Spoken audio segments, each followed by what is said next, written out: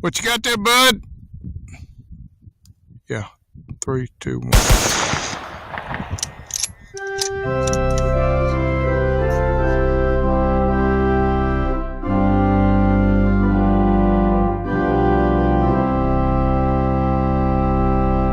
You've been lied to, but here's the scary part. It's not going to stop. You see it every day on social media. Your friend just became a vegan, and they start proselytizing about how great this diet is and how well they're doing on it, and how if you don't change your ways right now, somehow the planet is going to end in 2 years. The reason that we created it is because we wanted to address the greatest environmental threat that humans have ever faced. You know, a quick Google search will let you know that the vegan diet is now everywhere. I just don't want to contribute to the exploitation and the suffering and the murder of all these innocent animals anymore. Listen, when I was a kid, we goofed on this whole idea of veganism. It's not a sustainable diet. 80% of people who go on vegan diets stop the diet within 3 months. We're getting all these people talking about the vegan diet as if it's the best way to eat. I always try to tap into something that's gonna better me, whether as an athlete, as a parent, as a person. I'm vegan now. Oh. Okay, well, let's look at it. Eating French fries, vegan. Pasta, vegan. Sugar, vegan. So this is unhealthy vegan food right here. This one you're about to have is called the Mac Daddy. You're telling me vegan people eat the same stuff as we do? Okay, so no one in their right mind would ever consider the foods I just mentioned as being healthy. There are a lot of great foods you can eat on a vegan diet. Broccoli comes to mind, so does kale, if you want to actually eat kale. Your basic carnivore or meat eater will say, a vegan diet can't possibly be healthy. How could it? You can't get all the vitamins by not eating meat. The big one that everyone likes to throw around is B12. Vegans would say not true. You could just take a multi-cap every day and get all the vitamins you need. That would be great. Vitamin B12, a nutrient largely absent in plants, was not available in exogenous vitamin form until 1947. We didn't even learn how to extract vitamins until the early 1900s. So it was impossible to be a vegan, say in the 1800s, or any time in history before that. Let's just take the amino acids, the fats, from another source and recreate those so that we're taking the animal entirely out of the equation. So let's say you go on a vegan diet and you're eating your fake meat. Here's a list of everything you would have to take in supplements just to make it a well-rounded, healthy diet. Vitamin B12, iron, calcium, vitamin D, omega-3 fatty acids, EPA and DHA, and protein. Now you might be saying some of these fake meats do have some of these vitamins. Well, yes, the Beyond Burger has less than 1% of a few of them and claims to have protein. But it turns out that plant protein is not digested as effectively as it is from meat. So you're not actually using that protein as effectively, but we'll get to that later. It doesn't matter what the truth is because pop culture is into this. There's a responsibility for me to try and teach and show other people what I've learned. We're hearing it from politicians. My veganism is a much better way to accord myself with my values. You support changing the dietary guidelines, yes. The food pyramid, what people yes. are yes. to reduce red meat specifically. Yes, I would. They're telling us that not only is eating a vegan diet okay, they're telling us it's the way we are meant to eat. I'm more active, I'm not as sluggish. It takes less water, less energy. And then there's the argument for sentient beings. No one wants to see an animal die so that we can live. What you got there, bud? Yeah. One of the arguments on the vegan side is, okay, yes, we are part of the food chain, but if we could manufacture something in order not to let sentient beings die, wouldn't that be better? Well, yes, it would be better. But is that really actually the truth? Because you became vegan, because you're eating fake meat, does that mean a sentient being didn't die? Well, that's something we'll have to look at later. There's nothing acceptable about torturing, raping, and murdering a being that doesn't want to be killed. when you look at Beyond Meat or Impossible Burger, you're being sold a bill of goods. You're being told that, hey, this is better for you. It's way better than meat. The choice on the Burger King menu isn't between this and this, right? But between this and this. And in that case, it's a no-brainer. We made a point of making sure that the protein content and the protein quality, actually the protein quality of our burger is higher than the protein quality of beef from a cow. What is usually being offered is protein. We like to talk about protein. We'd like to talk about the protein transition and how animal protein is supposed to be bad and plant protein is supposed to be superior, but that is extremely reductionist. This is Frederick Lacroix. He's a professor at Brussels University, and he's a food scientist and technologist. A piece of meat or a piece of cheese or an egg is about much more than just protein. It contains a whole spectrum of vitamins and minerals, but also a lot of bioactive compounds that you will not find in the imitation products. Protein from plants and protein from animals are not created equally. Animal proteins are complete proteins, which means they contain essential amino acids our muscles need to grow, repair, and function. They are also more digestible than plant proteins, making them easier to absorb. That is problematic because, say, vitamin B12 or other B vitamins that are naturally occurring in meat, many people cannot absorb those vitamins and minerals in their supplemental form. My name is Nina Teichels. I am a science journalist and author, and I'm the executive director of a nonprofit group called the Nutrition Coalition. You may think that you're getting vitamin B, but your body is not absorbing it well.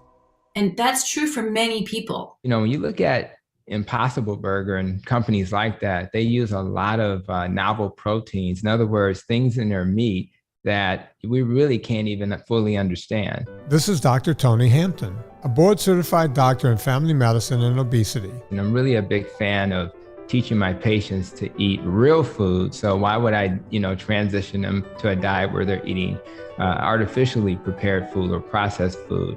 And you have to start from material that is not all that suitable for that, basically. So you need lots of processing to get there. Nutrition is easy. It's easy to make something that outperforms, meat from animals in terms of nutritional profile. Intrinsically, those foods always end up being ultra-processed foods because that's the only way that you can try to get near the original. Biochemistry, it's molecular biology, it's genomics, genetics. There is a growing number of change makers out there Biophysics. who are making a difference. Okay. Think about the colors. It's material science. Flavors you're supposed to have. You have to think about the mouthfeel. It's particularly difficult. The tech innovators who are changing how we think about food. I'll never stop liking steak. And the civil society leaders who are inspiring food movements everywhere and holding us accountable for our words and actions. What the fuck? Isn't this getting a little creepy? It's crazy because it really looks like real meat. Why are these companies going out of their way to make a non-meat product look, taste, and smell exactly like meat? We could save our planet. We're supposed to eat meat. Our mission is to completely replace animals in the food system by 2035. And you laugh, but we are absolutely serious about it. It seems as though that the mission statement behind all of this is, hey, we're going to give you the taste of meat, but it's better for you and it's better for the planet. Steady livestock and herd sizes do not cause global warming at all. Oh my God! You heard that right. All we hear about is methane from cows and how it's bringing on impending doom for the planet. Cows are the most destructive species and the most invasive species on Earth, except for possibly humans. There is absolutely no scenario for preventing catastrophic climate change without a vast reduction in the scale of animal agriculture. Livestock, of course, in general has a greater impact on climate than plants. Okay, that's just true in general. This is Frank Mitlerner, a professor and air quality specialist in the Department of Animal Science at UC Davis.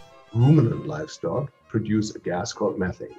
They belch that methane out.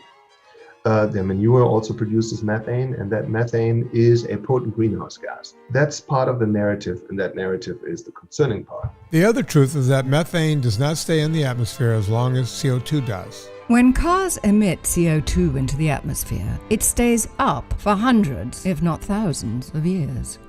Methane, on the other hand, has a lifespan of about 10 years, which means that in the presence of steady cattle raising, methane is eliminated from the atmosphere as new methane is being sent into it. Which means that responsible farming and cattle raising emphatically does not cause global warming. This isn't to say that it can't in other parts of the world. India has more livestock than the United States, the European Union, and China combined, and they largely do not eat the cows. Mainly our goal is to save cows. So here's a conundrum. I see a lot of vegans saying that they want to stop eating cows. It's immoral. How do I morally justify doing these things to animals? Are my taste buds more important than their life? Well, India isn't eating the cows, so I guess the only way to stop this is to make cows extinct. Talk about a catch-22. We save our motherland. We save our motherland. They save our motherland. India alone accounts for up to 80% of the world's emissions associated with livestock.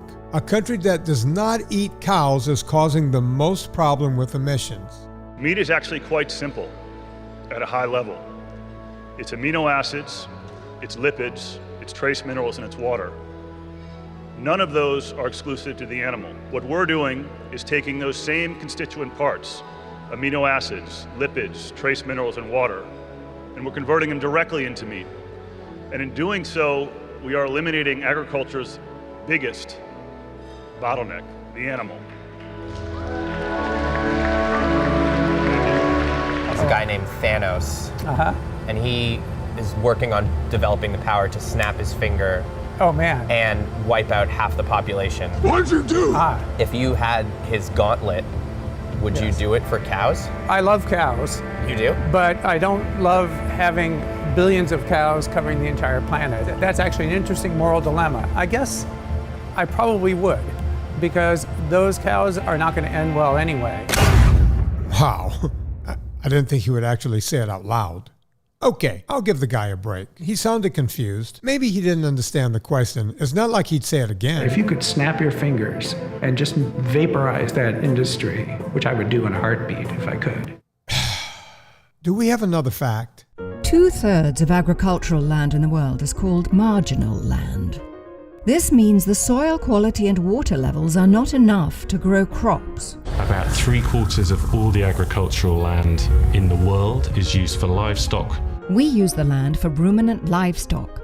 Ruminants are able to eat all the things we can't on marginal land, and thus they are using 2/3 of all agricultural land, because we can't. The reason why ruminant animals belch out methane is because of a unique ability they have to eat, to digest feeds that nobody else can. The remaining third is arable land, where you can grow crops for animals and for people. And just as a side note, if you eat organic food, then that organic food must only be fertilized with organic fertilizers. And they almost without exception stem from some animal's butt. It's not a big, beautiful green field of cows having a good time. It is a very binary discourse, I would say. So it's almost a moral discourse with two categories, good and evil. Meat is, is the bad boy, and the plants are the good ones. So you would end up with slogans such as cows are worse than cars, or to produce one steak, you would have the equivalence of I don't know how many showers. The other big argument is about the cow's water footprint and how it's so massive. It's by far the biggest user of fresh water, by far the biggest polluter of fresh water of any industry on Earth. This one surprisingly is laughably easy. 94% of a cow's water footprint is rainwater. Water that would be there with or without the existence of the cow. This means the cow's feed is grown almost completely by God above. And what happens to that rainwater? The cows piss it out and irrigate the land. People just want to do the right thing, right? The general consumer just wants what's healthy. It's lower in calories, lower in total fat, lower in saturated fat, and zero cholesterol. Let's go back to the 1980s. We were told that if you didn't eat fat, you couldn't possibly get fat. So we had all of these products come out. SnackWells is one of my favorites in that era. There was no fat in the product, so it was nothing but sugar and carbohydrates. If you didn't eat fat, they were claiming you couldn't get fat. Did you know that granola bar is loaded with fat? Oh no! But here's Kellogg's low-fat granola bars, half the fat of the leading crunchy granola bar. Hooray! Really good. So record scratch, you get to 2021 going into 2022, and the low-fat, high-sugar of the 80s didn't turn out the way we wanted it to. What happened? We have an obesity epidemic, particularly in the United States. America's obesity has not doubled, it's tripled in the past 50 years. The CDC defines obesity as anyone with a body mass index over 30. In the 1960s, that was only about 14% of our population, but today, it's closer to 40%. So what do? I'm open to suggestions. A plant-based diet in general has more antioxidants, more beneficial nutrients. It's usually lower in saturated fat. So there are a number of different reasons why it's healthier. You know, I spend a lot of time every day in social media, and the question becomes, well, come on, this has to be healthier for me.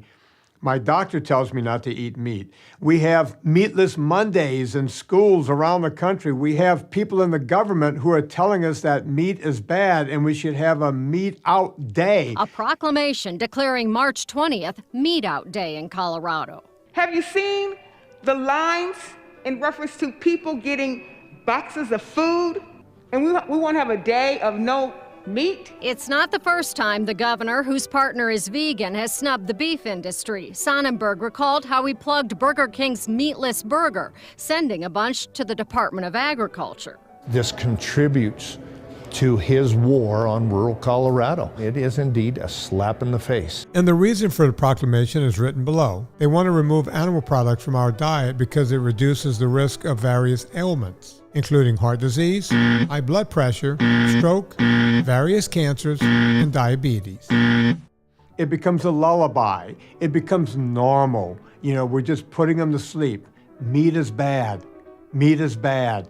Meat is bad. Eating a plant-based diet is better for our health, for weight, for heart disease, for cholesterol, for diabetes, for all kinds of different reasons. And doctors get lulled into this also because there's correlation. You know, too much meat is bad for your heart. Correlation does not equal causation.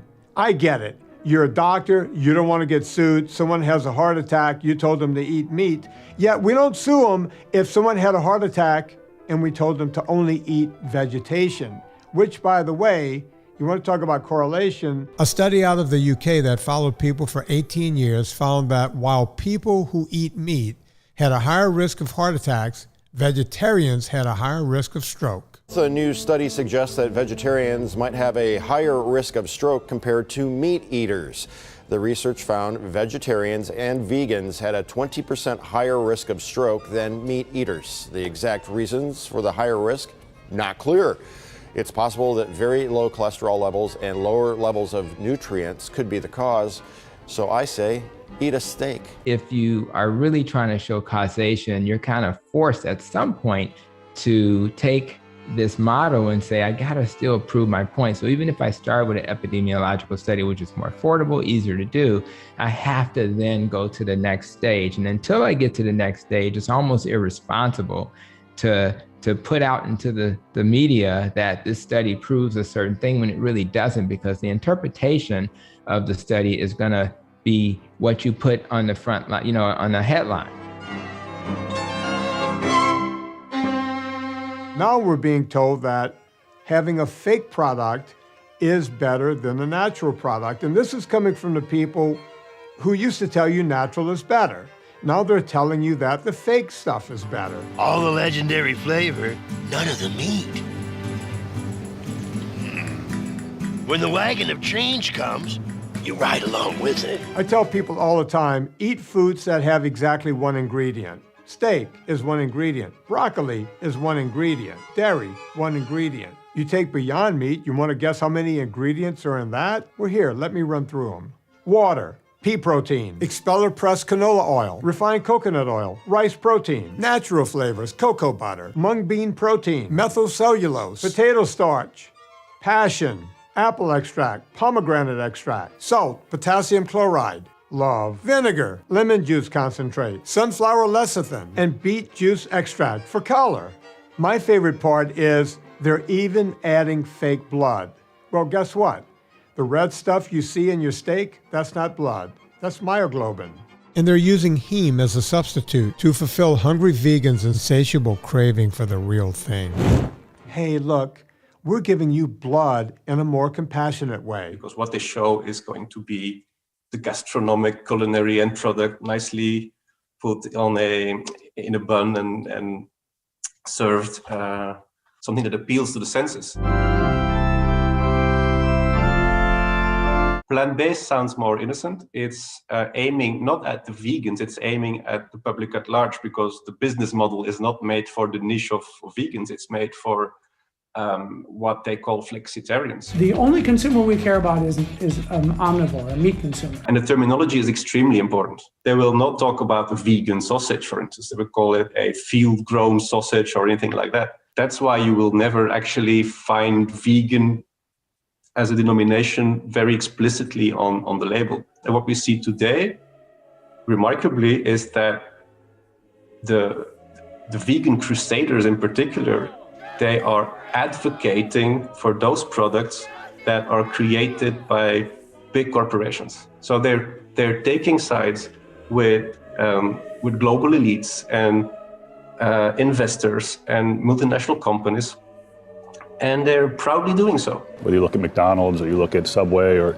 Dunkin' or KFC, these tests that we're involved in, those are some of the largest names in food, and we're partnering with them to bring our products to the consumer. So we're excited about where we are. I think this evolution has to do with, of course, what is allowed within a societal discourse. Now, any fringe movement or any radical idea will never, ever be able to dominate mainstream media if the powers that be don't allow it to do so. It can only flourish, it can only be if it is endorsed. It's here, and it's in every Burger King everywhere. Burger King! A lot of people are thinking fake meat is the way to go, that it's, number one, healthier for you and good for the planet. And in fact, the companies that are doing this, they're not interested in you at all, or the planet. They're interested in their bottom line. The critical thing to investors is this is at the time, $1.5 trillion global market that's being served by a prehistoric technology that hasn't improved in millennia and is demonstrably one of the least efficient technologies on Earth. It kind of reads to them as, oh, okay, actually, this is worth putting some money into. In 2019, Impossible Foods raised another $300 million to ramp up production from the likes of Google Ventures, Bill Gates, and a slew of entertainment celebrities. Somebody made banana peel, pulled pork, and it just took the internet by a storm. Holy frick. The texture tastes exactly like pulled pork. The flavor, 100% like a barbecue pulled pork. I'm so confused. Vegans will say only eat vegetables. Meat eaters will say only eat meat. But somehow when you put them both together, that's a bad idea. Listen, we've been talking about this for 40 years, and we've done nothing except get fatter and sicker. So that ends now. We're going to talk about this in a very blunt way. You may get upset, but that's not what I'm worried about here. I'm worried about your health. So here's why eating meat and green vegetables alone is healthy. When you cut most carbs and all sugars and grains, your body's inflammation starts going down. Also, your body burns carbs and sugar first and then fat. But when you cut most carbs and all sugars and grains, your body becomes fat adapted and burns fat as its first fuel source. Which means even when you're not eating, your body is using the fat that's already on you to burn for energy. Go out and get some sun and move on top of that, and you're getting your essential vitamins and minerals and you're good to go. So if anyone says this movie does not have a direct explanation of why meat and veggies are a complete healthy meal, just give them the timestamp. I always like to take snapshots from history. If you go back to Woodstock, which was in 1968, you couldn't find the fat person in that crowd. As a matter of fact, most of these people were ripped as if they had been doing sit-ups all day long, yet they were swilling beer. We didn't have a fat problem in this country. Compare that to even 22 years ago with Woodstock 99, and well, that tells me we have a problem. Media will say, hey, we're fat, we're out of shape, we're dying, but it doesn't offer any solution. Why is that? Why doesn't the media go any further? Well, they're moving on. They're in the business of telling a salacious story and then moving on. You know, it's all about sound bites. We don't ever do anything about it. For many years as a physician, I was a vegetarian for 8 years. And what I found is that as I've attempted to encourage that dietary approach in that community that I serve, what I found is that they struggled to do it because of various reasons. Some was culture.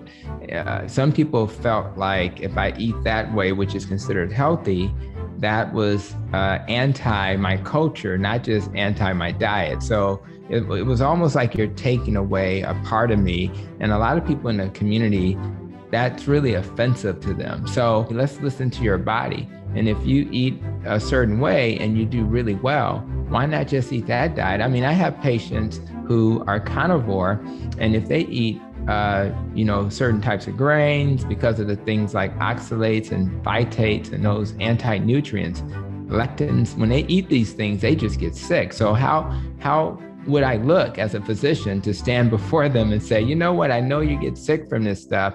You'll be fine after a while. Your body will get used to it, and just stay sick until you get used to it. That doesn't make any sense. Now, all that being said, you won't be seeing any interviews with any vegans in this movie.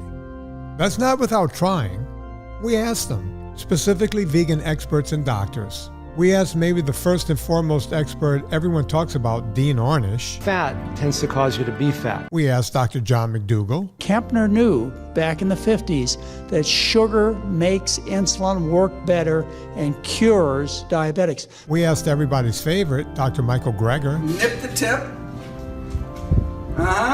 And then you suck it all up.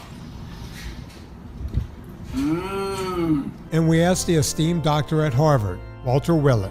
In the U.S., red meat consumption is actually down about 40% from the peak in 1970. It needs to go down further.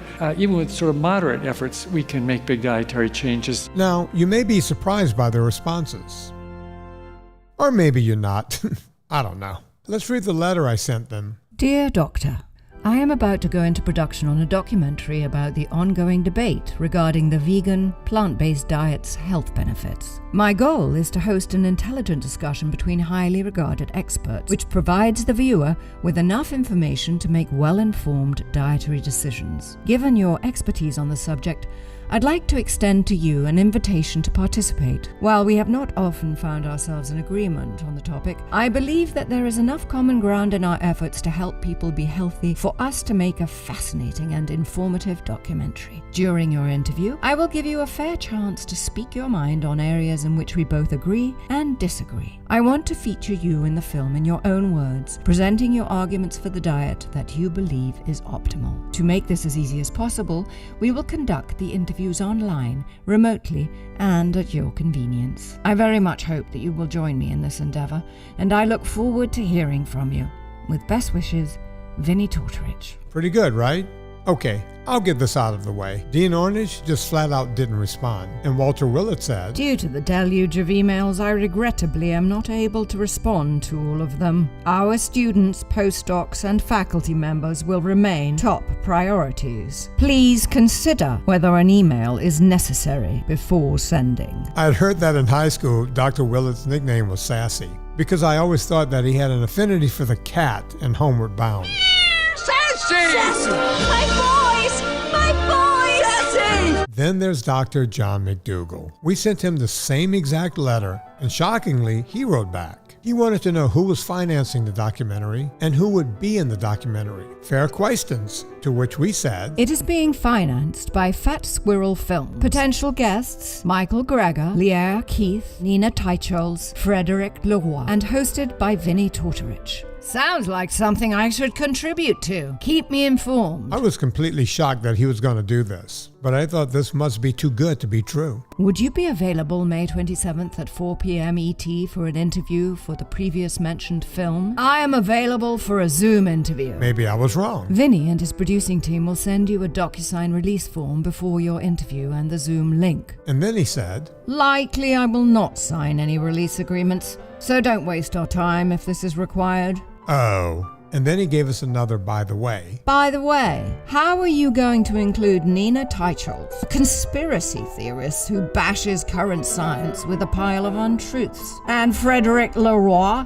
the president of the Belgian Association for Meat Science and Technology? This does not sound like anything but an invitation for controversy that sends the debate about proper human nutrition south. Are you sure you want me in your documentary? We have asked every leader of the vegan community and have 0 takers. I have to decline. Please extend my apologies for having to cancel at this late date.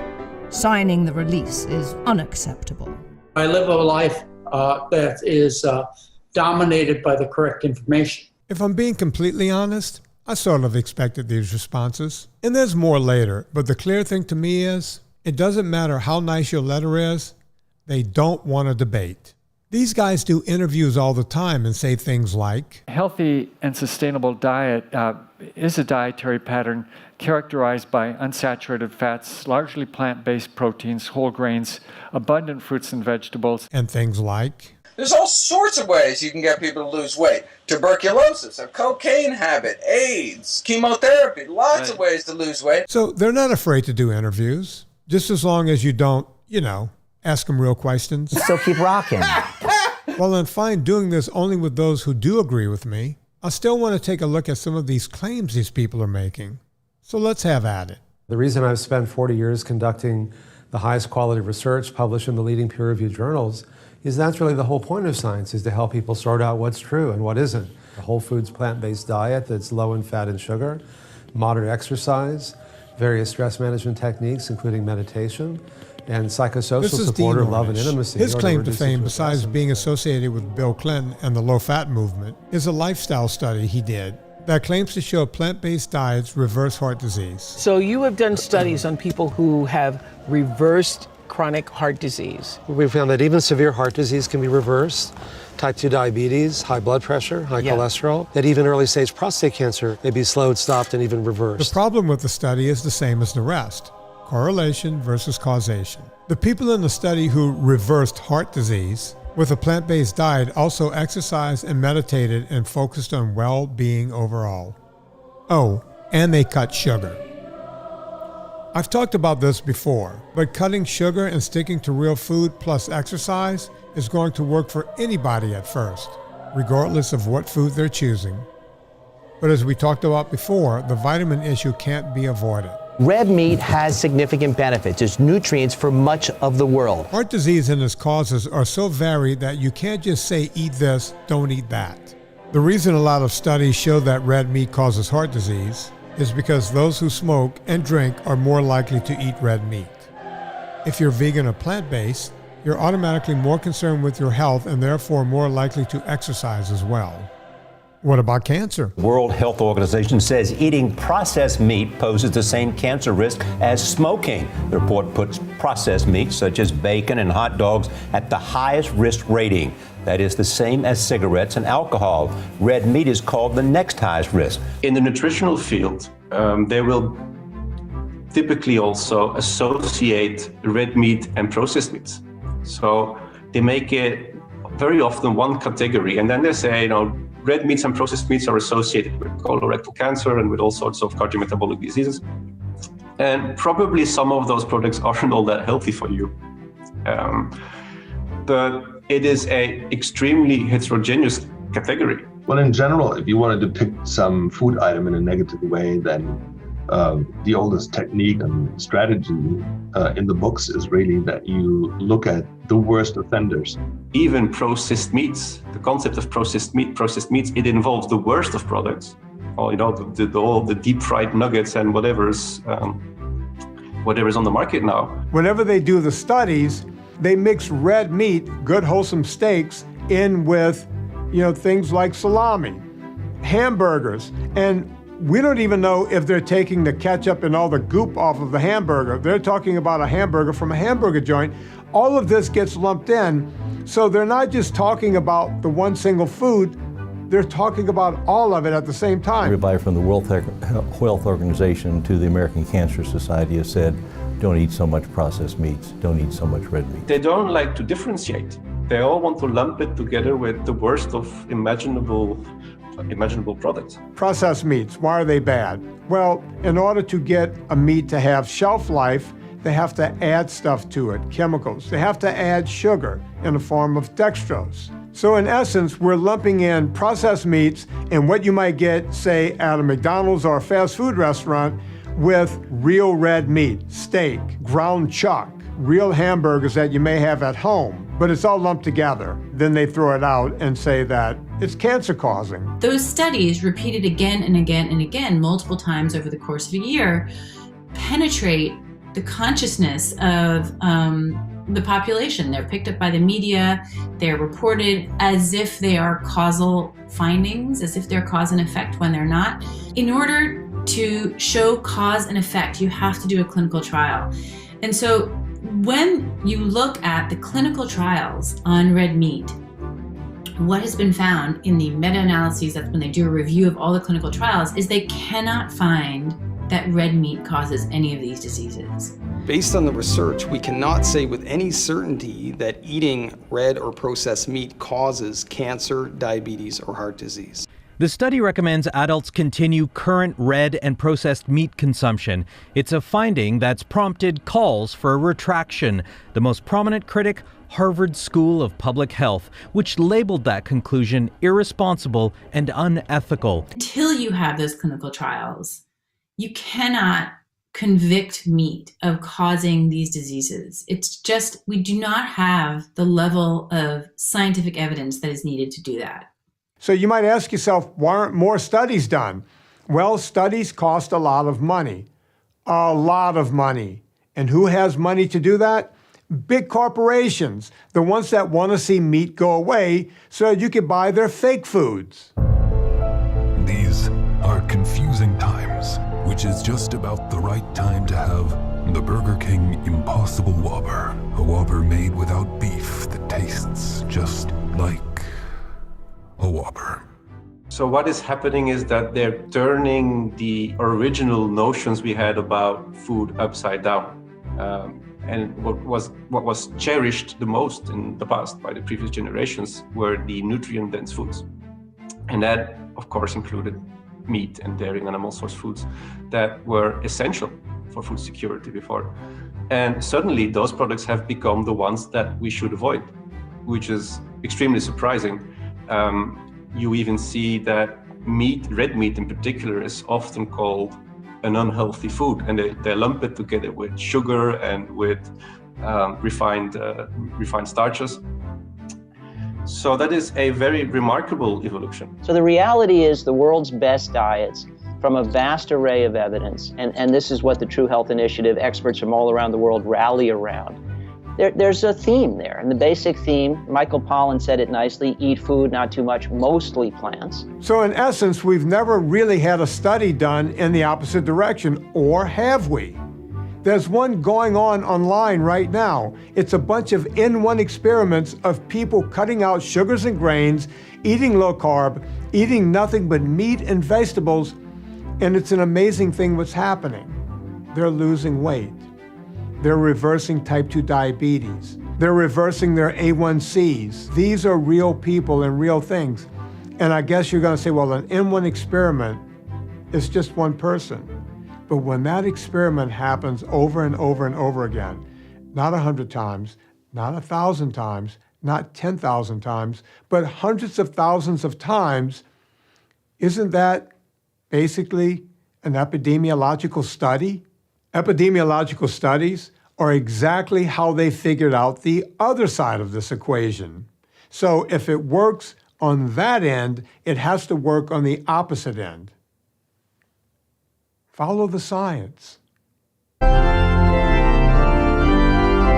What you'll hear very often is that they tell you to follow the science. And we see that academia, a part of academia, maybe the loudest part of academia, is following that narrative and pushing that narrative. Eco-anxiety is a condition that people are reporting, and it refers to the dread and helplessness that come with watching the impacts of climate change. Climate change is exploiting the world's land at an unprecedented rate. Eating more plant-based foods and sustainably produced meats can change land use and mitigate climate change. Making conscious food choices is a place where a lot of ground can be made up by individuals. Would you like to try a burger made with plants? Plants. It's delicious, and I am a kid, so if I like it...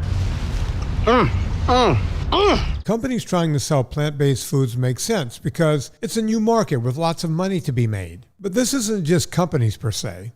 It's a group of people from all over the world pushing a new way of eating that may ultimately disturb you. First, there's Eat Lancet. Eat Lancet is pushing an agenda right now that's called the Planetary Health Diet. That's creepy. A new diet that some scientists say could be the key to sustainability. New research published in the medical journal The Lancet claims that the planetary health diet will not only prevent further damage to the environment, but will also improve our health. One of the main examples is probably the planetary health diet, which is has been developed by the Eat Lancet Commission. There's a group called Eat Lancet, and they do a lot of these studies. Well, when you go to their website, what they claim is, we're basing all of this on sound science, inpatient disruption, and novel partnerships. They also say, however, the scale of change to the food system is unlikely to be successful if left to the individual or the whim of consumer choice. This change requires reframing at the population and systemic levels. By contrast, hard policy interventions include laws, fiscal measures, subsidies, and penalties, trade reconfiguration, and other economic and structural measures. Countries and authorities should not restrict themselves to narrow measures or soft interventions. Too often, policy lands at the soft end of the policy ladder. The Eat Lancet diet has been designed based on health arguments. So it's not a diet that has been designed for the environmental part. The environmental parts come later. First, they designed it for health. And the person that is the architect of the planetary health diet is mostly Walter Willett from Harvard. Now we have large long-term epidemiologic studies where we've followed hundreds of thousands of people for decades.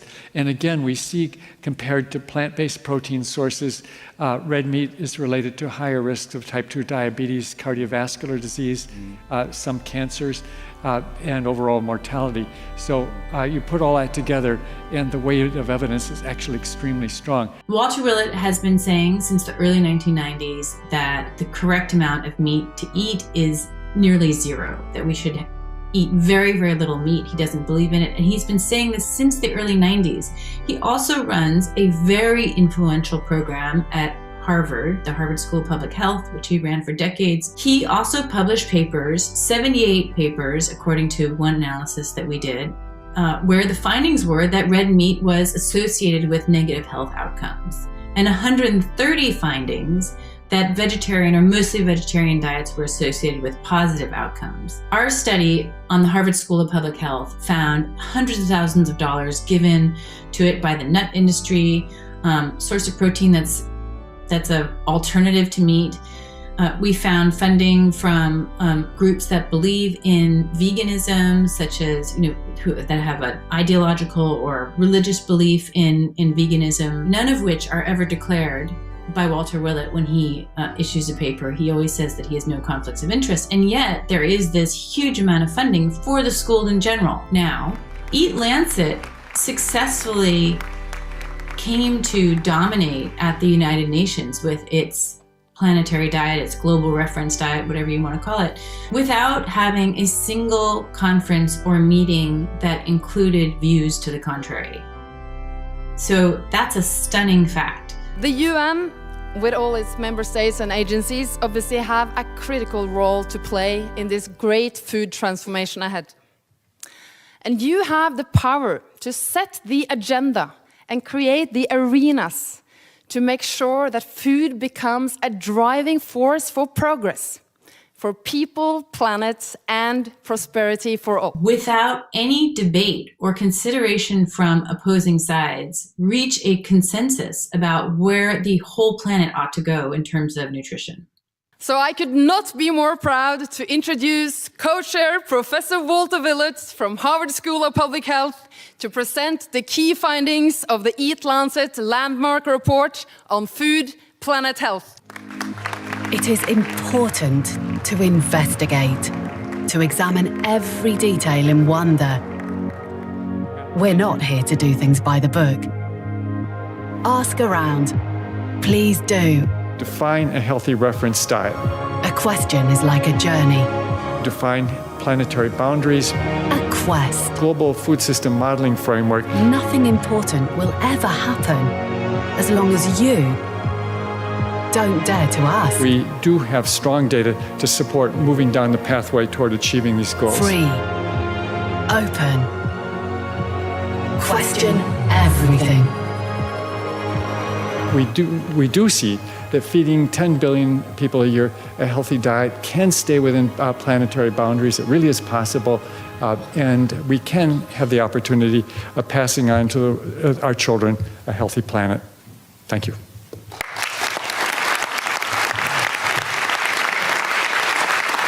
This is a group that wants to change the global food system. I'm not really sure what that means. You're going to tell me that a Cajun in Louisiana is going to eat the same thing that someone in the Maasai tribe in Africa is going to eat? Or even a guy up in Reykjavik, Iceland? How do you bring the world together to eat the same food or to think the same way? It's not natural. It's never been done. And I doubt it's going to get done here. But what we're going to end up with is a big mess along the way.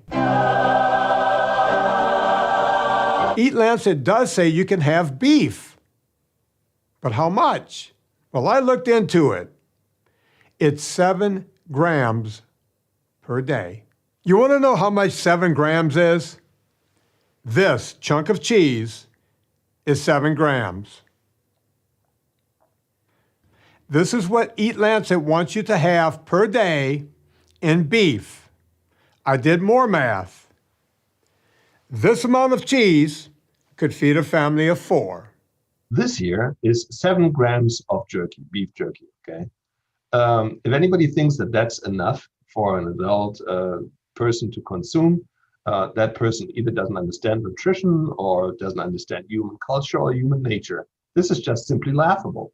Yes, you can do very well without any animal products. I do mention, though, keeping an eye on the B12 issue is important. Some people not paying attention end up with very major neurologic disease because of that. But there's a simple fix by taking supplements or fortified food for the B12 part of it. Walter Willett. He says he's going to tell us what to think. The scale of change to the food system is unlikely to be successful if left to the individual or the whim of consumers. Yeah, you remember the quote. Willett had a hand in writing that, along with all the other good folks at Eat Lancet. This essentially means this unelected body of people are pushing to get policy passed that will raise the price of meat in a variety of different ways, while pushing a diet not based on evidence or how people behave. We also need to deal with policy and use economic levers, taxes and subsidies, to make it a viable choice for everybody along the food chain. They will actually have to force us to do what they want us to do in order to comply with their global eating plan. This work done by Eat Lancet is really the pathway forward. It's the compass. And the people who've produced it are very courageous. They're going to come under attack, and they will continue to come under attack, but it's important. And that's because the future of people and the planet depend on it. The Planetary Health Diet is a global reference diet for adults that is symbolically represented by half a plate of fruits, vegetables, and nuts. The other half consists of primarily whole grains, plant proteins, beans, lentils, pulses, unsaturated plant oils, modest amounts of meat and dairy, and some added sugars and starchy vegetables. I don't know about you, but that sounds like a recipe for getting fat. If you look at the actual grams that they propose for these carbs, they recommend eating almost 2.5 pounds of carb-heavy foods every day. But my God, stay away from meat. All you have to do is follow the money. It turns out that Eat Lancet's Planetary Health Diet is in partnership with the World Economic Forum. We will now start a quite high number of task forces to look at all the different issues.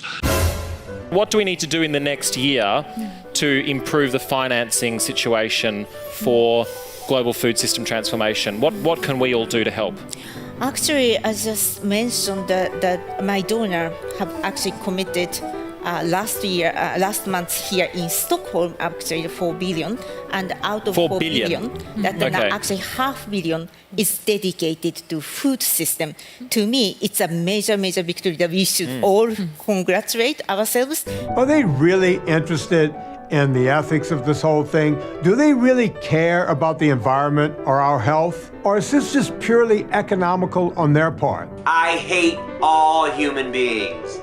All humans are a psychotic scourge to this planet. You know what the animals would say to you if they could speak? Don't fucking kill me! Where'd my tooth go? Did I just fucking break my tooth? A vegan fried egg. 100% the only guilt-free option you're going to have for Thanksgiving. To be sure, there are people who believe what they're saying, but a lot of the time, they don't come with any other evidence as to why other than don't. Once you see the science, I think you will agree that you're glad you were not on a ketogenic diet.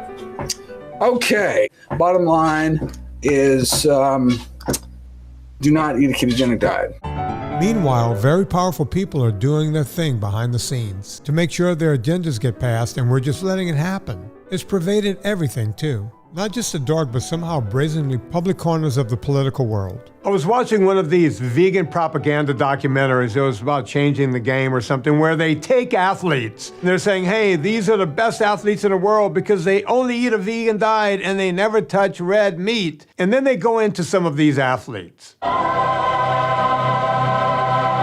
Well, one guy they claimed was, well, one of the strongest people in the world. Patrick is one of the strongest men on the planet, with multiple world records, including the front hold, the keg lift, and the log lift. Which is odd because I like watching those competitions, and I had never seen this guy show up in one of the strongman competitions. So I got curious and I started looking around. And what did I find? He did win a strongman competition. It was called VegFest. That's right, he was the strongest vegan at that competition that day, meaning that amongst the weakest athletes, he was the strongest.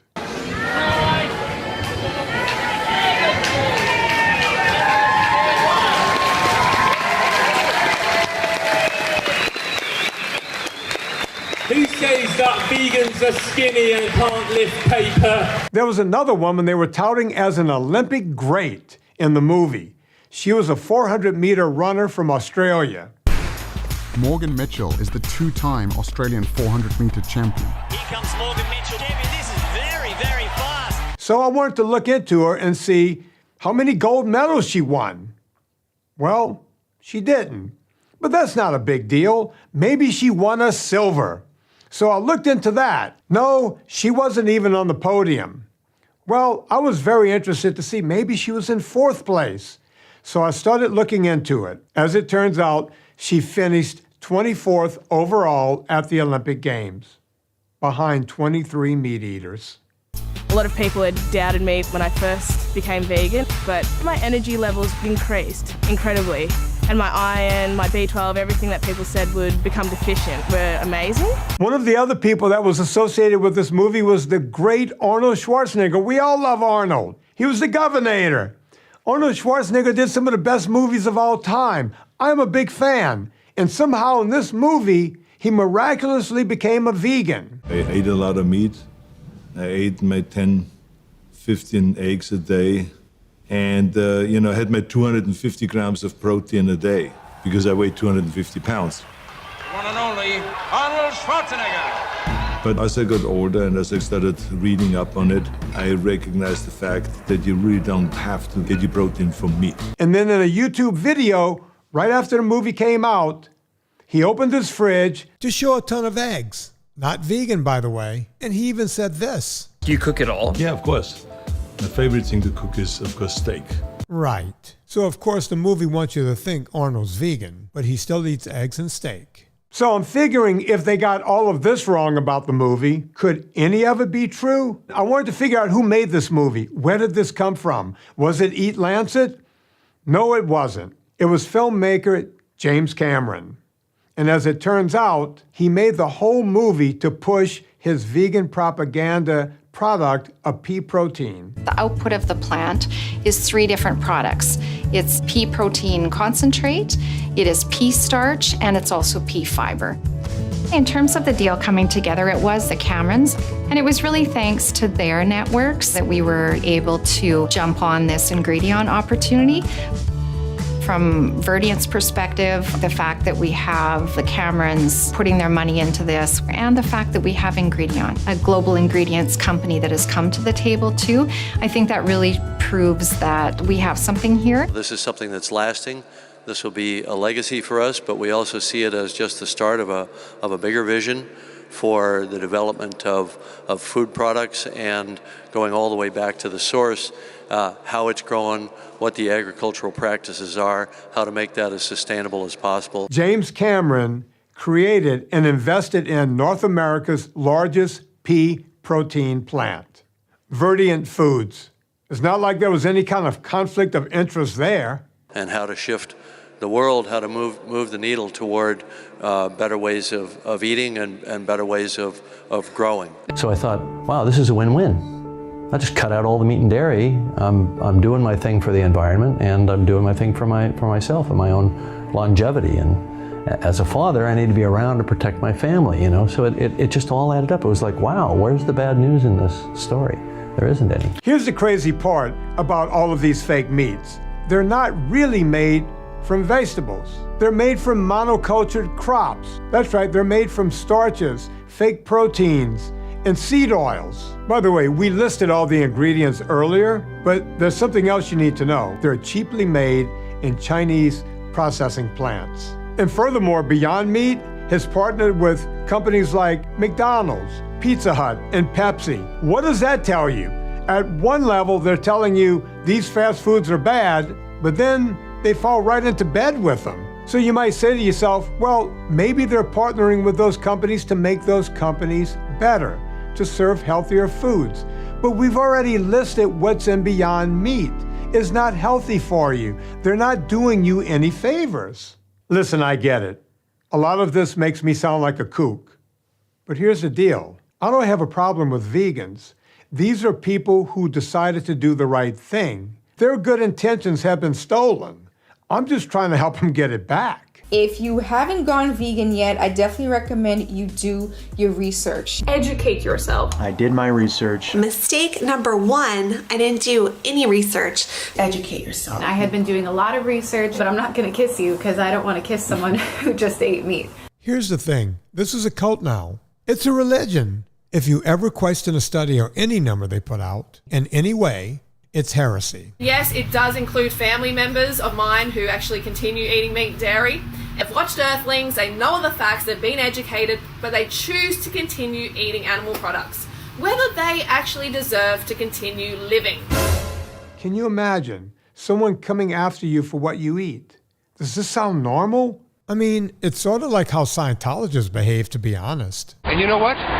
When you die, you'll die alone and in pain and in the dark. Well, how about you? Don't get on my bad side, make some vegan gains, and be nice to animals or I'll kill you. You know, when you enter this world, that's how you get in is, you know, usually you meet somebody who's a vegan, they have a very compelling argument and you decide to investigate it and then you're all in. And once you're all in, it's really hard to get back out. Take a woman named Lear Keith, for example. Well, who is she? Well, she was a staunch vegan for most of her life. The thing about being a vegan was that it wasn't what I ate. It became who I was. She went through her teen years. She went through her 20s. This woman was building gardens. She was immersed in the lifestyle. But she started having problems. Veganism was supposed to cure everything. It wasn't supposed to make you sick and, you know, destroy your spine and wreck your reproductive organs and all the rest of it. And so I never put two and two together, right?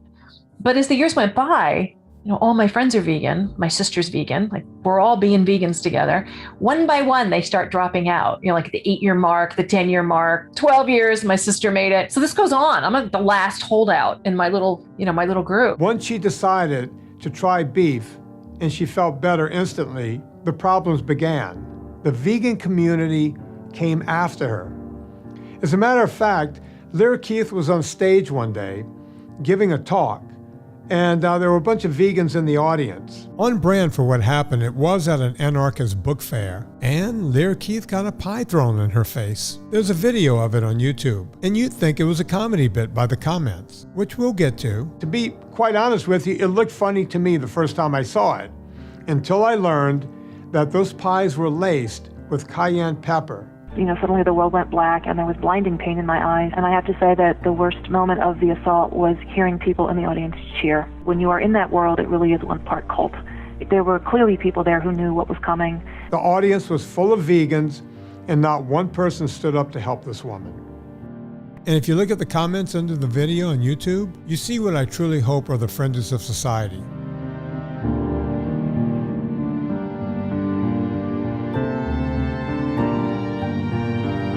I think most vegans are just trying to be healthy. They don't proselytize, they're just doing their thing. They think they're eating the best diet for them, and they may very well be doing that. But then there's this whole other faction where I would like to say it's almost militant, but it's militant. When you're slapping cayenne peppered pies into someone's face and going to restaurants and trying to overthrow the place. We love animals. We all love animals. We love Cecil the lion. This is not normal behavior for someone who believes that you should eat a certain way. My question is always, why is it so important to them? Because it feels like it's an assault to yourself. It doesn't just feel like, oh, let me figure out this intellectual puzzle. Well, maybe I'm wrong. Maybe this piece of information will change something that I think. And that's a normal, healthy adult perspective on life, on, you know, how we should be in the world is we're reacting and we're learning and we're changing and we're challenging ourselves. But you can't do that from inside a fundamentalist mindset. And I think big companies are taking advantage of this. They see these zealots and they know that they can get these people to hawk their wares for them. Take Unilever, for example. They're aiming right now for 1 billion euros in sales on plant-based products. And according to them, they want plant-based eating to be the new normal. These are their words. Can you imagine if even your church would do something like that? Or your local government? Or your school system?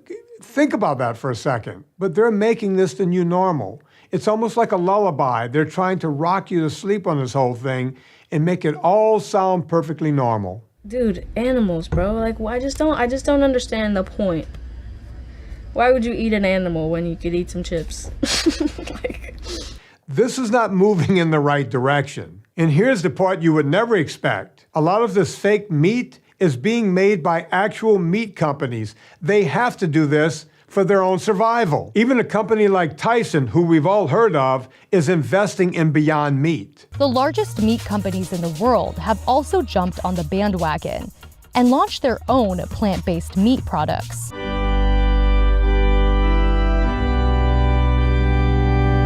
In case you didn't know, Companies don't have hearts and souls like us mere mortals. They live on, and they never, ever let a good tragedy go to waste. The pandemic has radically changed the world as we know it. With everything falling apart, we can reshape the world in ways we couldn't before. And that's why so many are calling for a great reset.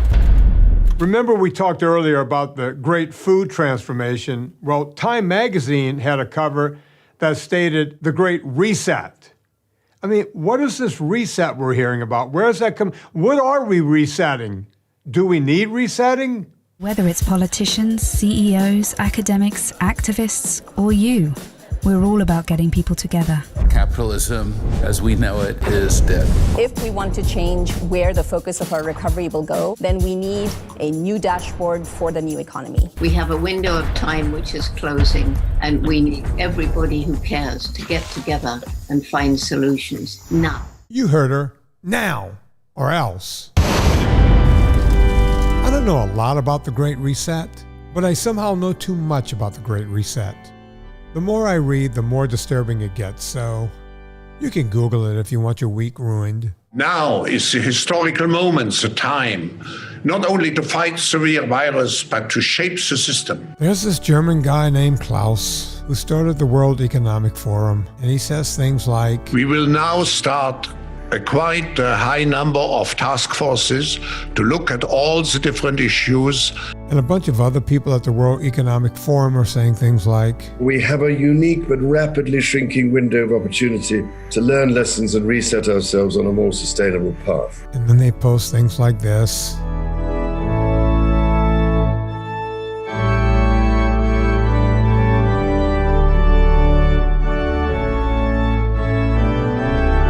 And say things like this. It is imperative that we reimagine, rebuild, redesign, reinvigorate, and rebalance our world. Yuck. As we said, these multinational companies are coming together, and they're not trying to do anything except make money. They're not worried about you. They don't really care what you do, and we're okay as long as they're giving us what we want. If we don't stand for something, we're going to fall for nothing. And that's going to be a really big problem. Clearly, this is not just about food. If anything, it's about always thinking that new is better. And more importantly, it's about not being able to handle the speed of information.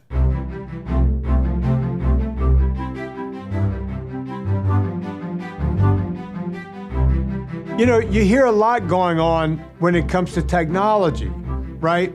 People are always talking about AI. Well, think about it. AI is happening and you don't even know it.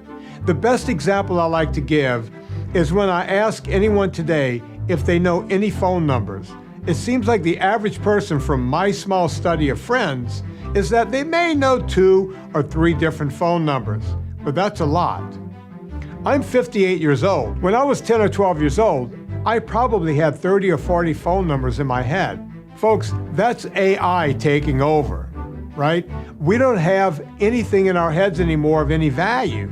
They tell us what to do. They tell us what to think. Can it hear me right now? This will keep moving in that direction. You know, we see all of these sci-fi films that AI is going to take over and there's going to be some kind of robot and computer program and it's going to all just take over. It's us giving it up to this technology. We have all of the stimulation and all these things that make our lives easier and easier. We want everything instantaneous. And because of that, we're becoming weaker and weaker. So that allows something like a reset to slip right in and no one cares. It just happens. It becomes the new normal. The world's moving faster. It's a digital world moving at digital pace. And everything is moving faster. Ideas, people, goods, but not government. Government just has to find a way to move faster and to address more of the real concerns of its citizens. Or there will be, I think, an increasing backlash. I think what we've won is a reprieve. And I think, therefore, the notion of a reset is more important than ever before. Don't get it wrong. This pertains to the food market, too. How does it pertain to the food market? The cost of red meat and many other unhealthy things in our diet don't really include the cost of the consequences. So all of these levers need to be used. That does mean that the cost of some foods in particular would go up. Eat Foundation has set up and will continue to expand a mechanism for analytic models for doing this on a national basis. If we don't realize that this is about power and money and not honest health debate, the day will come when it's too late. In the meantime, the useful idiots of the movement will continue to push this, and it doesn't matter if they don't make sense. Take this London Real interview with our favorite doctor, Michael Greger, and you'll see how allergic to debate some people are when Real asks him about the carnivore diet. What's happening there with the carnivore diet? I just swear at it. That's my Look, I'm not advising anyone to just eat meat, but London Real struggles in this interview can be felt by anyone. It's a diet you can get scurvy off of. Now that's it. I mean, okay, so you put a little lime juice in there, and you can still keep rocking.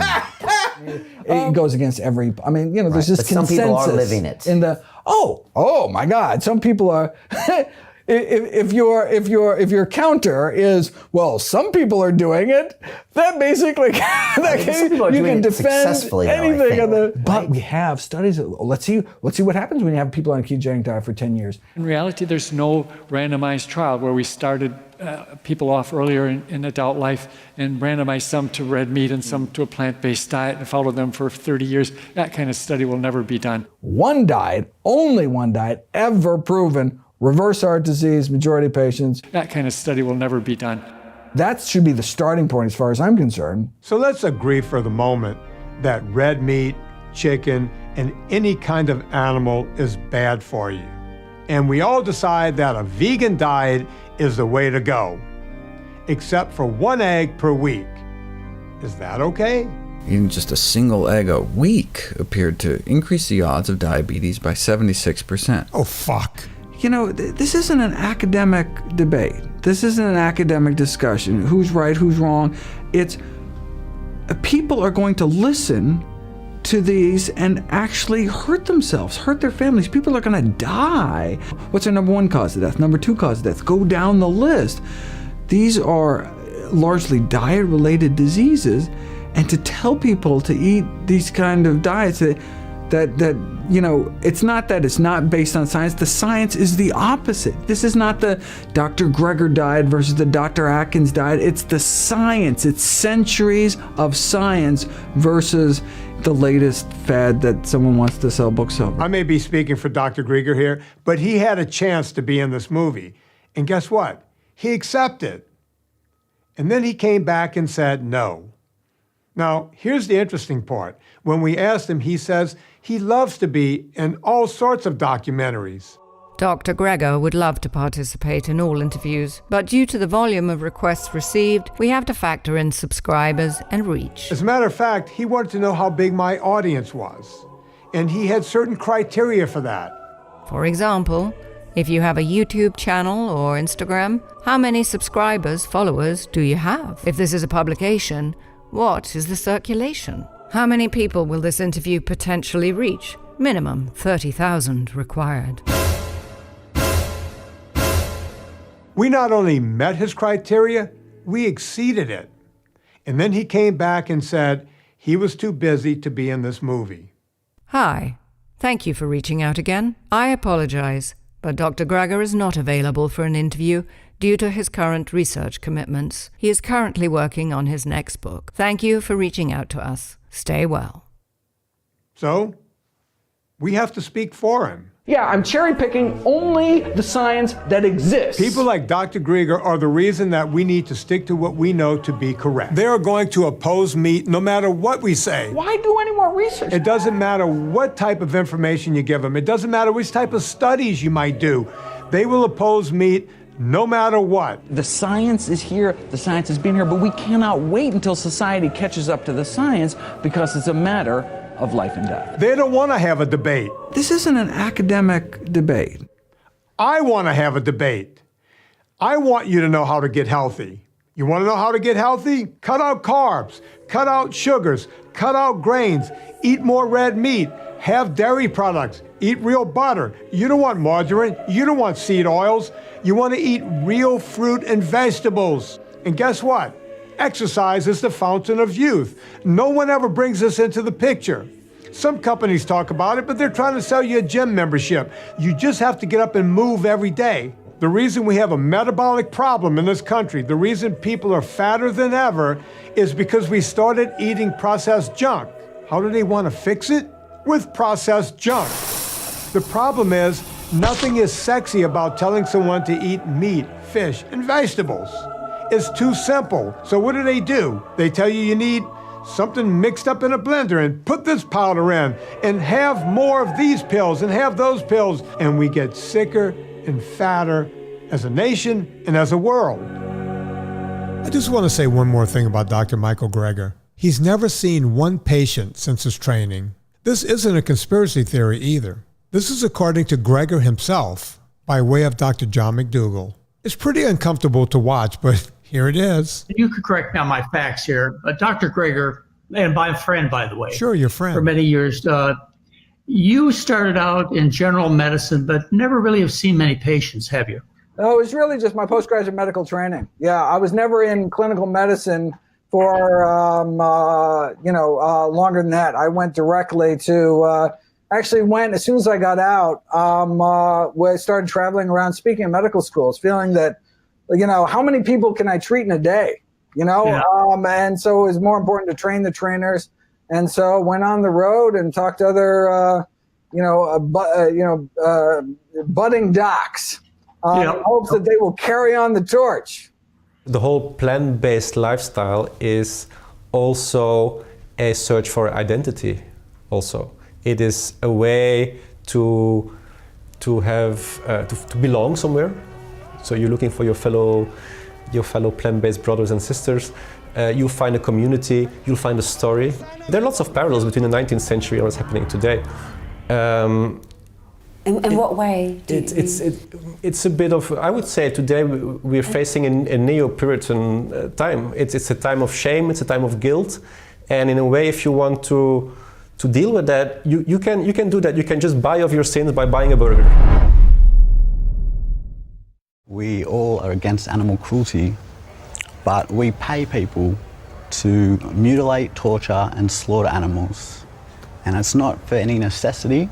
It's not because we need to for our health. It's just because we like the way they taste. There's one thing we haven't talked about yet, and that's animal cruelty. There's a fact here, folks. For us to live, something has to die. Most vegans don't believe this. They feel that if you eat a complete vegan diet, that no sentient beings have to die. Well, that's just not true. I'm John Freeman from Dumas, Arkansas. I'm a farmer. I grow rice, soybeans, corn on a 2,500-acre family farm. These modern combines, they're GPS guided, so you don't have to turn the steering wheel. They're speed regulated to maximize the feed and the efficiency of the machine. And if you don't have a conscientious driver, it's real easy to run an animal through the machine if you're not paying attention.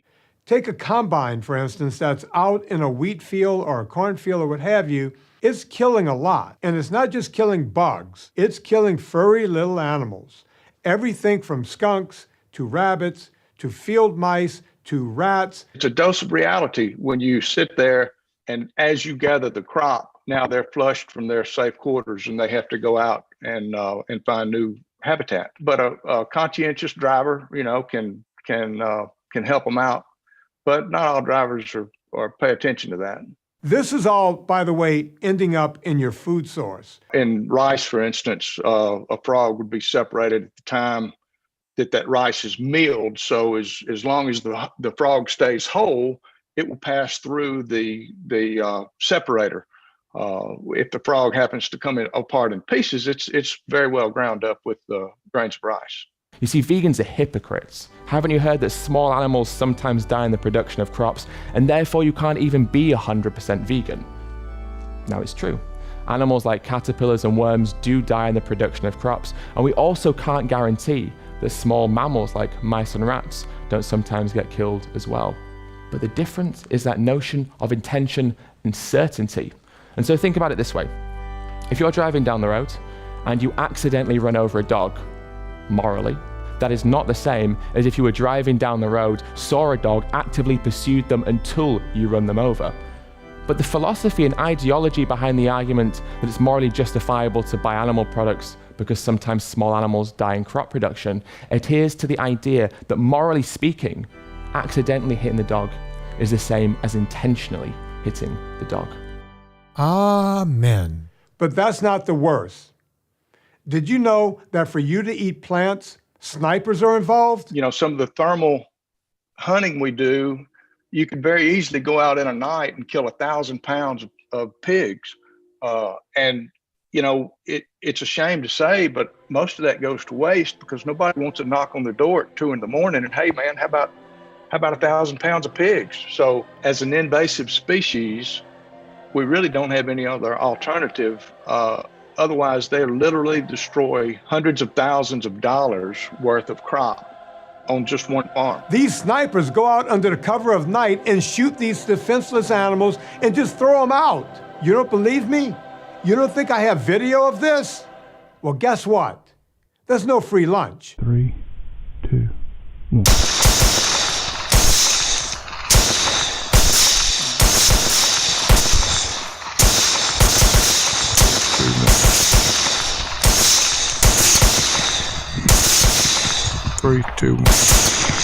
I want to end the animal holocaust that exists in the world every single day.